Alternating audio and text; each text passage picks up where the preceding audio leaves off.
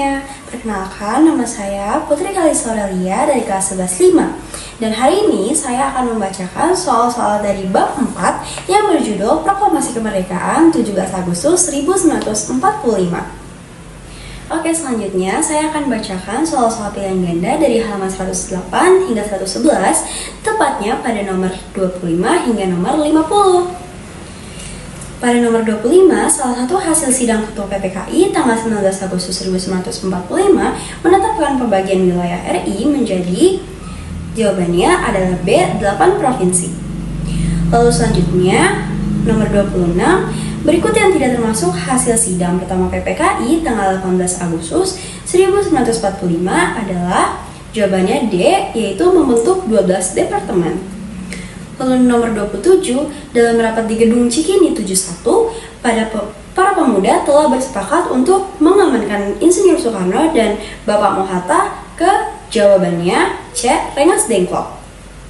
Lalu selanjutnya nomor 28, Rengas Dengklok dipilih menjadi tempat pengamanan Insinyur Soekarno dan Bapak Mohatta karena pertimbangan, yaitu jawabannya A, strategis.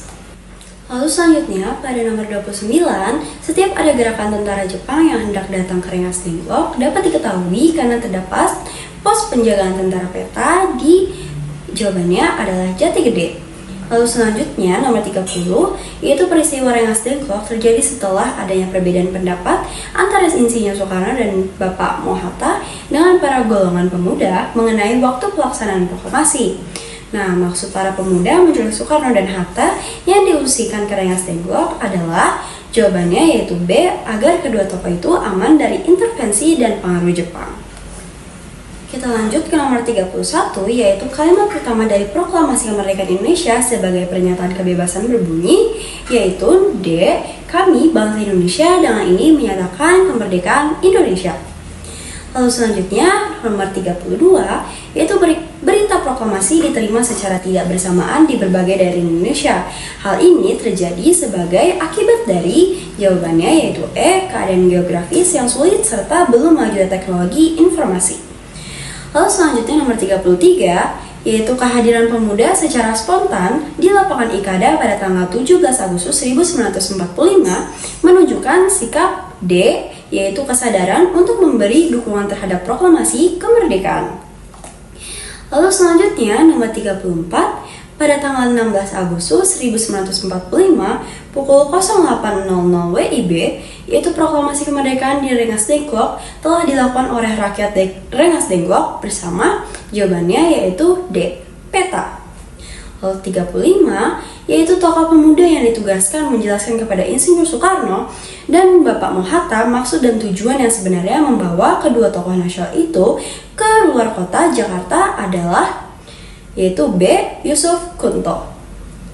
Soal nomor 36, yaitu rumah yang dipakai Insinyur Soekarno dan Dr. Mohatta selama berada di Rengas Dengklok adalah milik, jawabannya adalah C, Chow Kisong.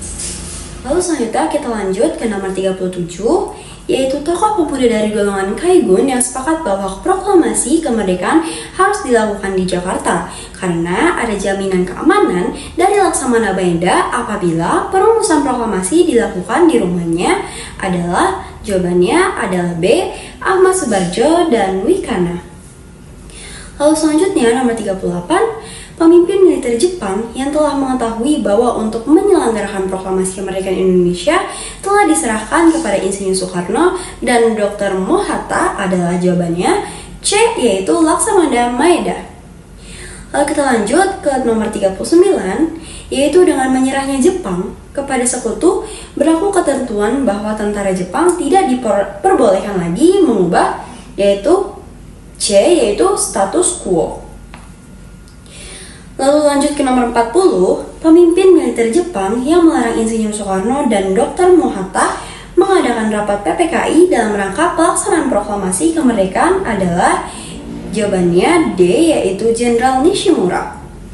Lalu kita lanjut ke nomor 41, proklamasi kemerdekaan Indonesia yang dilaksanakan pada tanggal 17 Agustus 1945 adalah saat yang tepat, mengingat Indonesia dalam keadaan vacuum of power yang artinya A, kekosongan kekuasaan.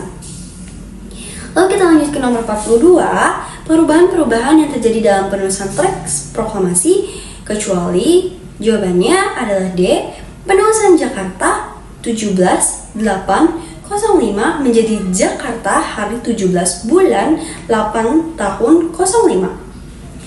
Lalu kita lanjut ke nomor 43, yaitu tokoh pemuda yang bertugas mengetik naskah proklamasi adalah jawabannya C, yaitu Ibu Sayuti Melik. Lalu kita lanjut ke nomor 44.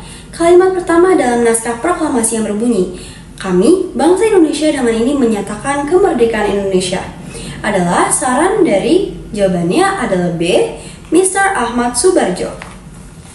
Lalu kita lanjut ke nomor 45. Kalimat kedua dalam naskah proklamasi yang berbunyi hal 2 yang mengenai pemindahan kekuasaan dan lain-lain diselenggarakan dengan secara saksama dan dalam tempo yang sesingkat-singkatnya, adalah saran dari jawabannya adalah A, Dr. Mohatta. Lalu lanjutnya 46. Tokoh yang menyarankan agar mereka yang hadir di Rumah Laksamana Maeda bersama-sama mendatangi naskah proklamasi selaku wakil-wakil bangsa Indonesia adalah jawabannya D, yaitu Soekarno.